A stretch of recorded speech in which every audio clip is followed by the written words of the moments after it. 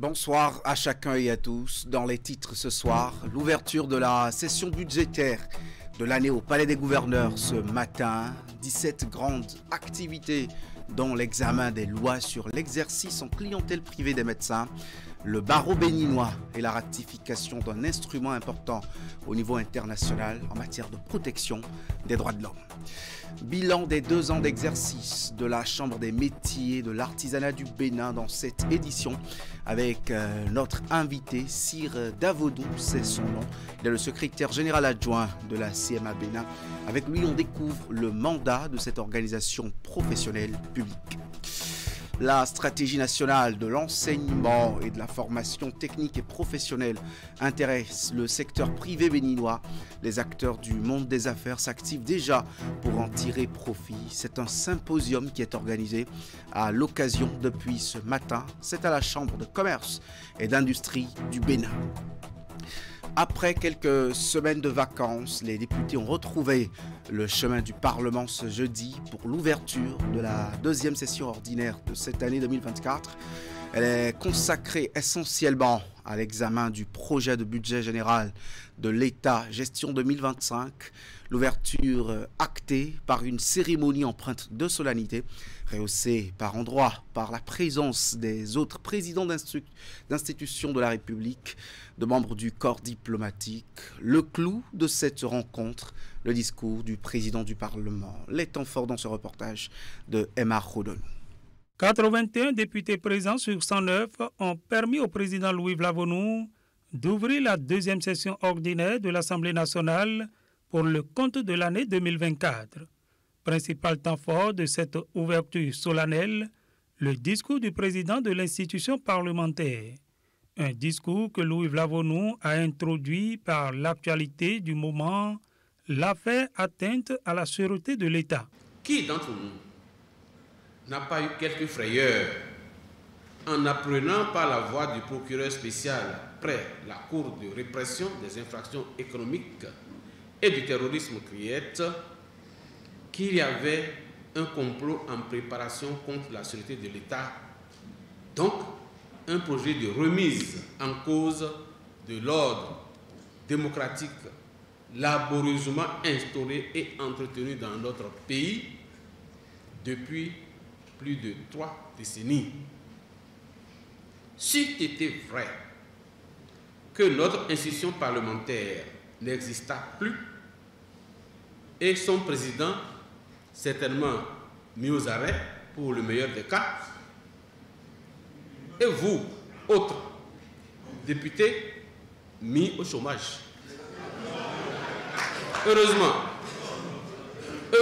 bien sûr, heureusement qu'il a plu au Seigneur, qu'il a plu au Dieu Tout-Puissant de nous en épargner. Cependant, je voudrais nous inviter à la retenue en attendant que les instances compétentes achèvent leur investigation et situent éventuellement les responsabilités dans ce dossier complexe, sans aucune intrusion ni entrave de quelque nature que ce soit de la part de la représentation nationale. Cet appel à la retenue lancé, Louis Vlavonou va par la suite, dans un essai philosophique, inviter ses collègues et en général les acteurs politiques à proscrire la haine et à cultiver l'amour. Que constatons-nous? La haine. Oui, de la haine gratuite. Qu'elle soit collective ou individuelle, familiale ou érigée en argument politique, la haine est partout présente au cœur de nos vies. De la genèse de l'humanité, en passant par Sophocle et jusqu'à nos jours, rien n'a véritablement changé dans nos relations humaines. Vous allez certainement me demander ce que je propose face à ce constat aujourd'hui. Mais ma proposition, c'est très simple. Elle est tirée du livre le plus lu du monde. Et face à la haine, je propose l'amour. Car l'amour prend patience. L'amour rend service. L'amour ne jalouse pas. Il ne gonfle pas d'orgueil. Il ne cherche pas son intérêt. Il ne s'emporte pas. Il n'entretient pas de la rancune. Il ne se réjouit pas de ce qui est injuste. Mais il trouve sa joie dans ce qui est vrai et ce qui est bon pour l'autre. L'objectif principal de cette session, encore appelée session budgétaire, n'a pas été occulté dans son discours. Dans ces grandes lignes, le projet de budget de l'État pour la gestion 2025, soumis à notre appréciation, s'établit à 3 551 milliards de francs, donc en hausse de 11% par rapport à 2024 et tutoie une croissance de 6,8%. Il reste alors à la représentation nationale de jouer sa partition en faisant usage de son droit d'amendement et de procéder au vote de cette loi de finances dès que possible. Au-delà du budget, 16 autres points sont inscrits au menu de cette session budgétaire. Et c'est donc parti pour 3 mois de travaux qui vont démarrer par la présentation du rapport d'activité du président de l'Assemblée nationale pour la période du 1er avril au 30 septembre 2024. Bien évidemment, le discours prononcé par le président Louis-Yves Lavonu pour l'ouverture de cette session est diversement apprécié par les députés. On a tendu le micro à quelques-uns d'entre eux. Suivez ici des réactions de députés sur des propos recueillis par Emma Rodenou et Thibaut Areloupé. Son discours, c'est des expressions de joie parce que le président a appelé à la paix, à l'amour. Le président nous a rappelé par rapport aux risques que vit le monde d'aujourd'hui et notre pays appartient à un ensemble. Donc nous ne pouvons pas vivre en vase clos. Nous devons tenir compte de ce qui se passe ailleurs et souhaiter que chez nous, ça continue de s'améliorer. Et donc le discours d'amour du président est le bienvenu et ça s'adresse à tous les Béninois. Cultivons l'amour, on y gagne tous. Le premier élément que j'ai gardé et qui a fait vraiment un tic dans ma tête et qui interpelle la conscience des députés que nous sommes, c'est en termes philosophiques, je vais parler de la passion. Le mot reine qu'il a utilisé, qu'il a sorti, la reine ne fait jamais du bien. Et nous, en tant que députés, nous sommes interpellés dans nos actions, dans nos réflexions, afin que réellement, si effectivement il y a la reine dans le cœur de chacun d'entre nous, nous essayons vraiment de l'assouplir, de l'amoindrir, afin que réellement l'amour puisse prendre l'envol pour que réellement la mission à nous confier par le peuple béninois soit bien accomplie.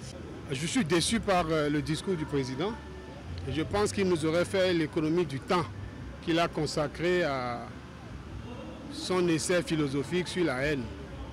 En vérité, personne ne sait de quoi il parle. Ce n'est pas de l'Assemblée nationale que parle le président. Et ce n'est pas la tribune de l'Assemblée nationale qui doit servir à faire de telles réflexions, un tel discours. Nous n'en avons pas besoin. Ce qu'il dit est contre la réalité au sein du Parlement. Si le président fait allusion à des critiques qui sont faites à l'action gouvernementale, il est passé à côté de la plaque. S'il fait allusion à des critiques qui sont faites de sa gestion de l'Assemblée nationale, là encore, il est passé à côté de la plaque. Et si ce n'est pas ça, s'il parle des histoires entre le président de la République et son ami, là encore, il est passé à côté de la plaque. Ce n'est pas ici. Donc je pense que le président, vraiment, il aurait dû nous faire économie de tout le temps qu'il a consacré à son essai philosophique, qui du reste nous a embrouillés. On ne sait pas ce qu'il faut en retenir. Ce qui préoccupe les Béninois aujourd'hui, ce n'est pas une haine qui existerait entre députés ou entre députés et présidents de l'Assemblée nationale, c'est comment ils mangent à leur faim. C'est comment on donne des salles de classe aux enfants dans les écoles. C'est le sens de notre présence ici au Parlement. Créer les conditions de vie pour que les Béninois vivent mieux, pour qu'il y ait la paix, pour qu'il n'y ait pas de menaces sur les élections. Donc je suis dérangé par le discours du président. Et c'est ce que nous avons demandé tout le temps.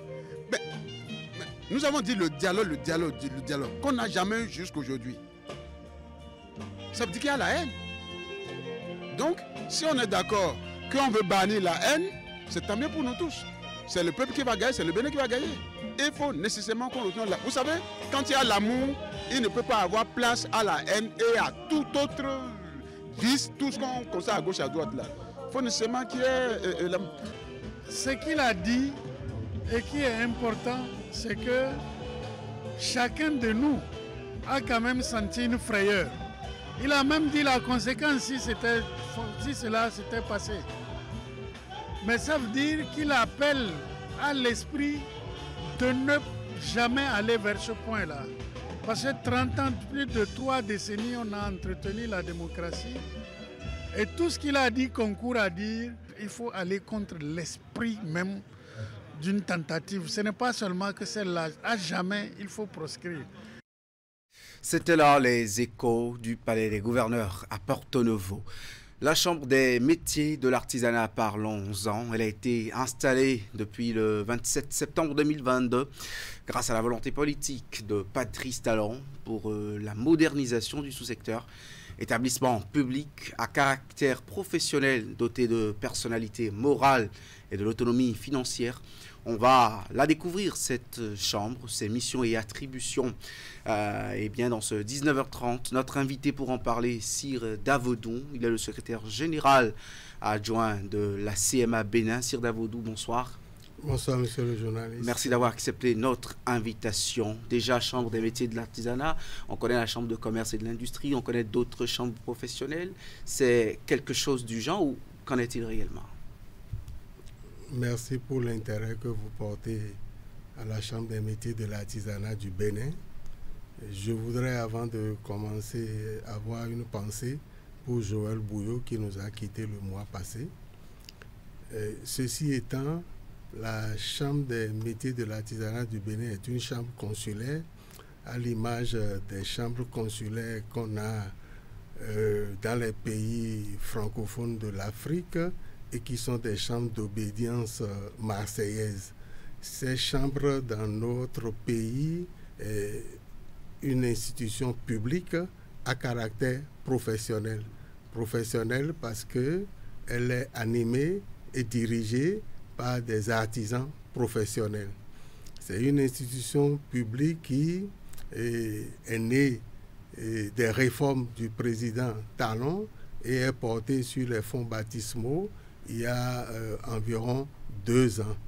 Et la mise en place et la réforme que le président Talon a entrepris dans tous les secteurs d'activité, contrairement à l'opinion publique, ne s'arrête pas seulement à l'aménagement du territoire, mais il y a eu également plusieurs types de réformes, dont les réformes institutionnelles.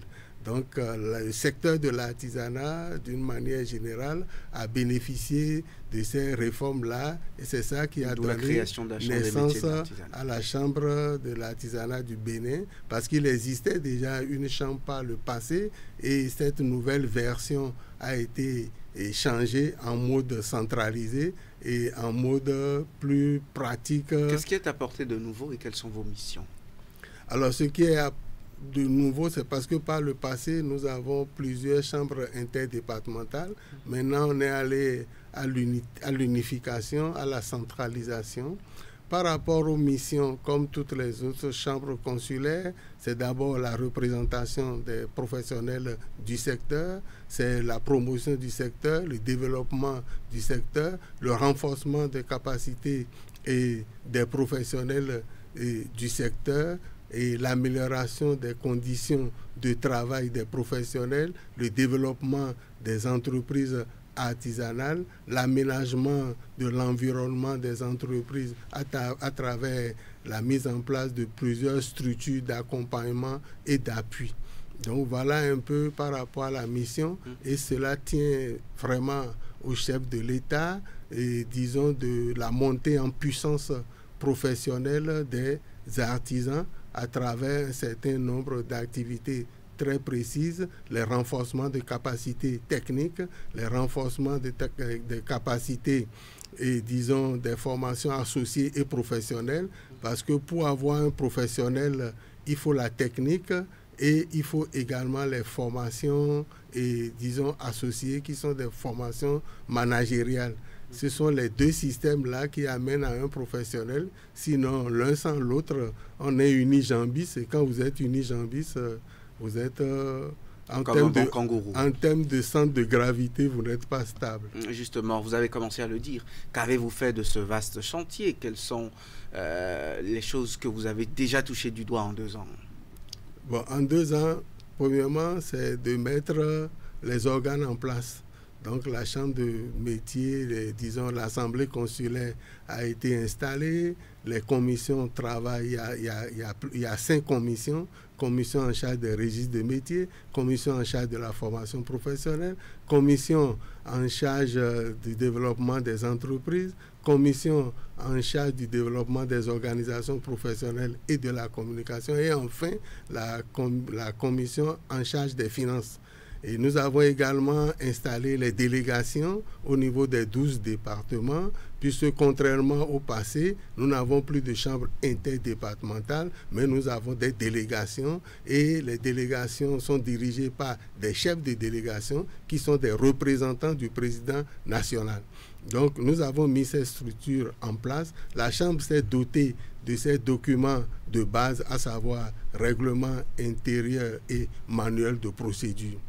Alors, la première mission opérationnelle qui nous a été soumise, c'est, disons, la rénovation du certificat de qualification au métier.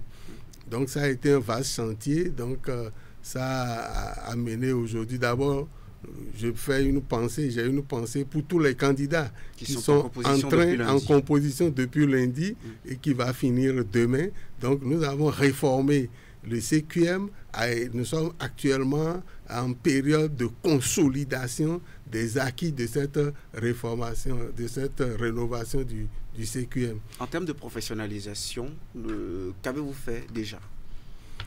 Il y a des formations qui sont, disons, opérationnelles au niveau du monde des artisans, mais il faut noter que c'est par rapport à l'année 2025 que nous envisageons former plusieurs milliers d'artisans, à savoir 5 millions d'artisans sur toute l'étendue du territoire et dans tous les métiers. Donc ça là, c'est quelque chose qui caractérise l'année 2025. Actuellement, nous sommes en train de nous préparer également pour lancer le registre des métiers. Ce registre des métiers, parce que ça tient à cœur au chef de l'État de contribuer à la désinformalisation du secteur de l'artisanat. Donc, les tests sont prévus que tout artisan exerçant, nationaux ou étrangers, exerçant sur le territoire national, doivent s'inscrire au registre de métiers. Donc ça, c'est, disons, l'identification en termes de personnes physiques.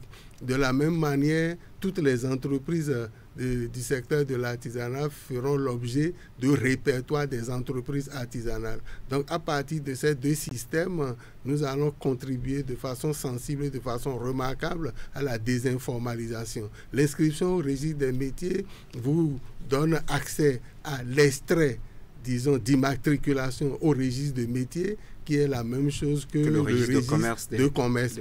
Et ce serait assorti d'une carte des artisans professionnels, communément appelée CPA, qui vous permet, disons, de vous identifier, de vous faire reconnaître partout où besoin sera. Sir Davodou, on va finir nos échanges rapidement avec les perspectives de la CMA Bénin. Disons, en termes de perspectives, nous avons d'énormes chantiers à mettre en place. Et prioritairement, c'est que nous allons commencer avec développer plus le registre de métiers, parce que ce n'est pas quelque chose qui se fait à court terme, c'est à court, à moyen et à long terme. Nous allons consolider le CQM, nous allons mettre en place le titre professionnel d'artisan, nous allons mettre en place le titre de maître artisan, parce que nous ne formons pas un apprenti qui veut, il faut avoir un titre de maître artisan pour pouvoir former un apprenti.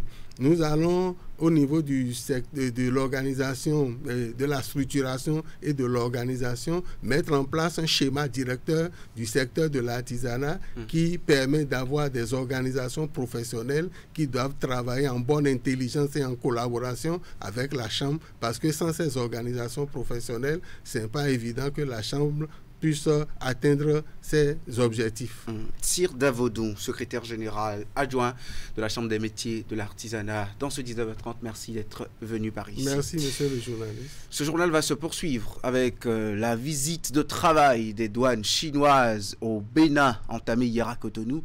Les travaux s'inscrivent dans le cadre de la signature imminente d'un accord de reconnaissance mutuelle en vue de rendre plus fluides les échanges commerciaux entre les deux pays. L'outil mis en avant ici est dénommé Programme économique agréé, une émanation de l'Organisation mondiale des douanes. Teddy Goudalo pour le compte rendu.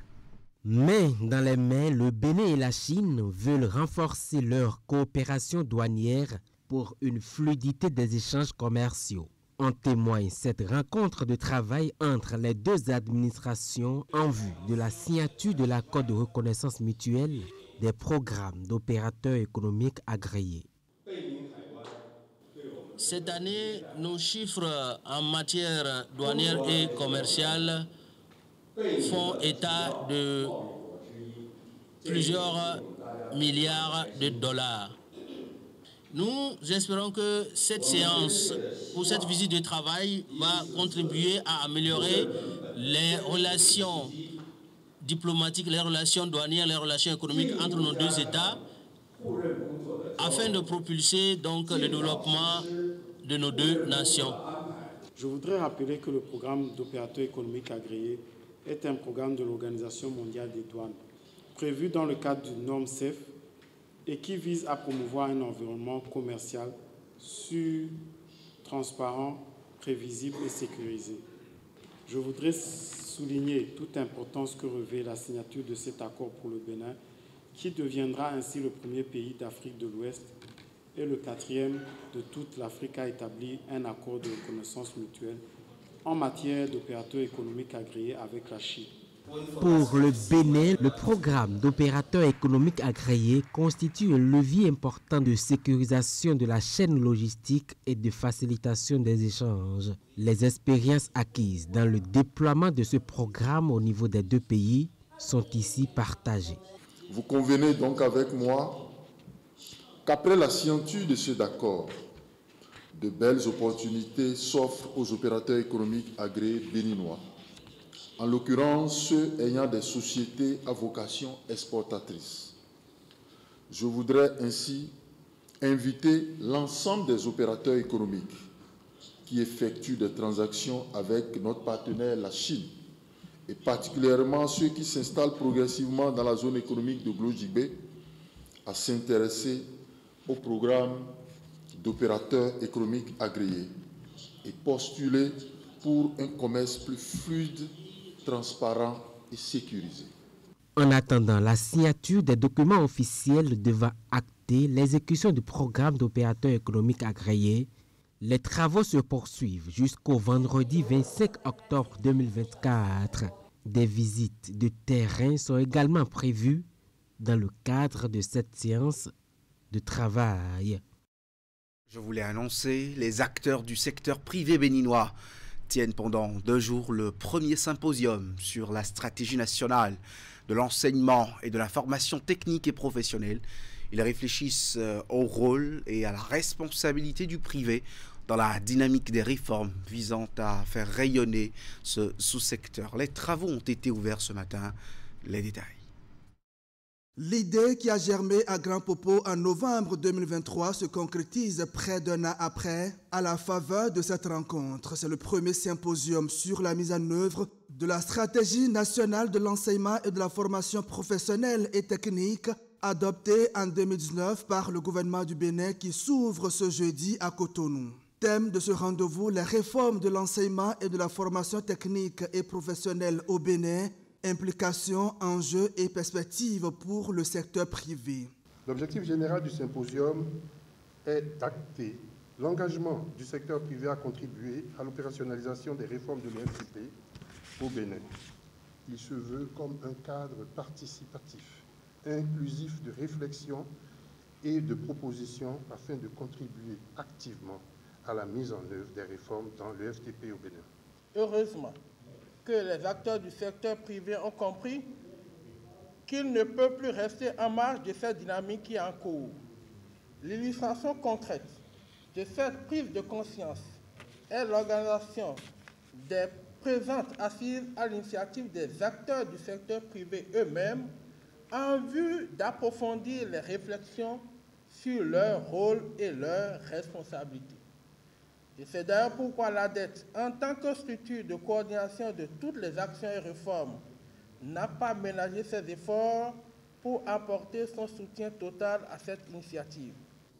L'initiative est portée par les organisations et associations fêtières du secteur privé du Bénin, regroupées au sein des chambres consulaires et des organisations patronales.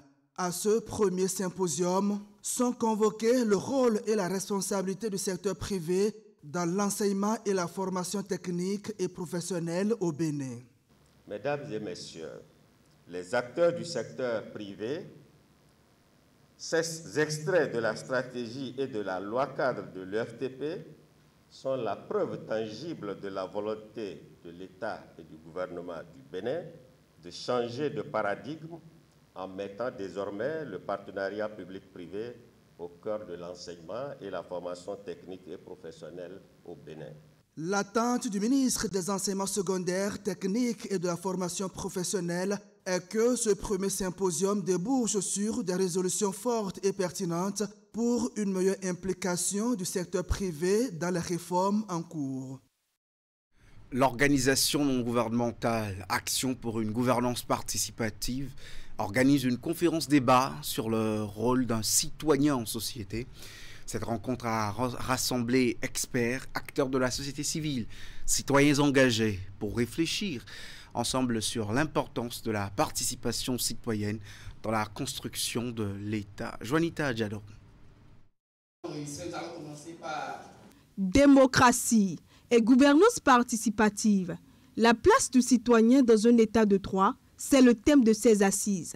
L'ONG Action pour une gouvernance participative organise cette conférence dans le but de créer un cadre d'échange sur le rôle du citoyen dans la prise de décision, sa participation active à la vie politique.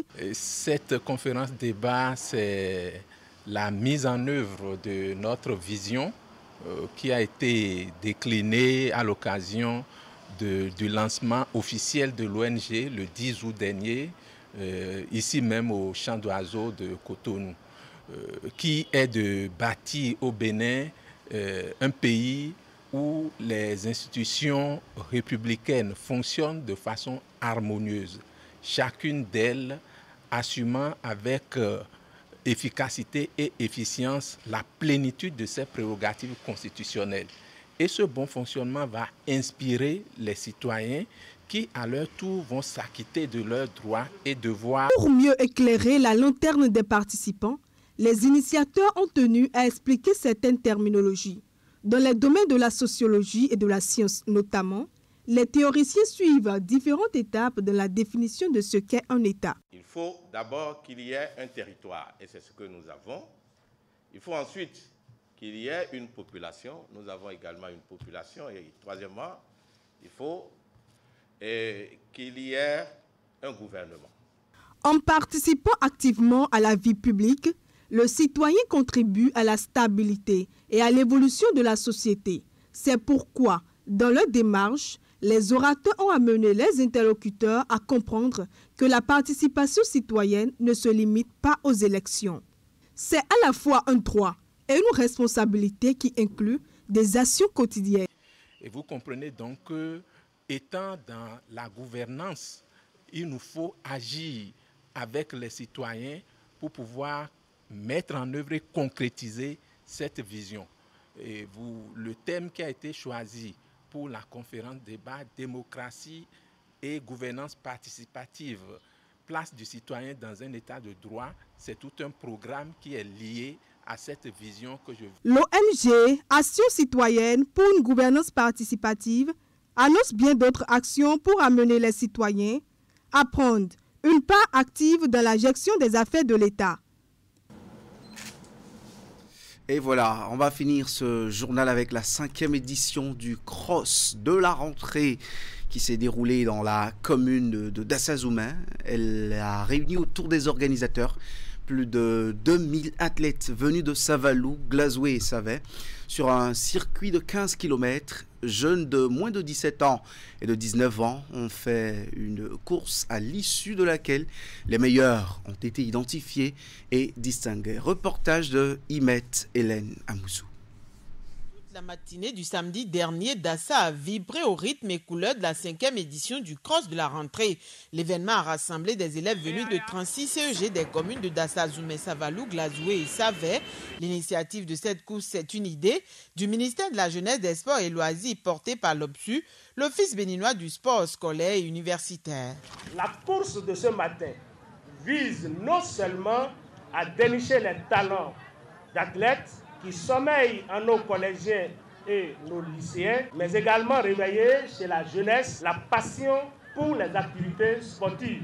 Il y a donc lieu d'être heureux d'accueillir cet important événement. Le sentiment qui m'anime, c'est un sentiment d'engagement. Il faut nécessairement qu'on accompagne le chef de l'État et son équipe technique pour que l'académie d'athlétisme soit implantée à Dassa dans les jours à venir. Le cross de la rentrée de cette année a connu la participation de plus de 2000 athlètes des catégories de moins de 17 ans et de 19 ans. Ils ont parcouru respectivement 5 et 7 km. Ce fut donc un circuit relativement court mais parsemé d'obstacles où les points recherchés sont la persévérance, l'endurance ainsi que la capacité de l'athlète à contourner les difficultés. Parti de la devanture de la pharmacie Notre-Dame d'Aribo, au bout du trajet, les meilleurs coureurs identifiés ont été distingués. Je ne savais pas que je serais la première. Par la grâce de Dieu, j'ai eu la première. Mais le temps que je suis maintenant, je me sens très joyeux pour cette grâce. Je vous dis merci pour tout ce que vous avez fait pour nous, pour tout ce que vous avez pensé pour nous. Mais que Dieu vous bénisse, que ça soit plus grand que ce que vous avez fait aujourd'hui. Au moment où nous commencions ça, j'ai été premier. Donc, par la suite, par le manque de l'énergie, je me suis retrouvé à la 3e position. Je vais pouvoir continuer dans les études sportives. Chers jeunes, vous venez de faire le plus dur. Vous venez de montrer votre bravoure face à la population. Vous avez été nombreux à faire le parcours sans arrêt ni succomber au poids de la fatigue. Vous êtes nos guépards d'aujourd'hui et vous en serez nos guépards de demain. Parmi vous, il y en aura en fonction de leur catégorie d'âge qui vont représenter notre pays aux compétitions internationales. Félicitations à vous, félicitations aux meilleurs qui se sont révélés et courage à tous ceux qui ont osé s'inscrire. Surpris par la qualité de la course des jeunes athlètes, mais aussi leur capacité, les membres de l'encadrement technique les ont félicités, puis exprimé leur satisfaction d'avoir pu tenir le pari de l'organisation. L'équipe de l'OPSU s'est aussi engagée à poursuivre sa descente dans les localités en vue de détecter les talents qui s'y cachent. C'est tout. Merci de nous avoir suivis dans cette session de l'actualité.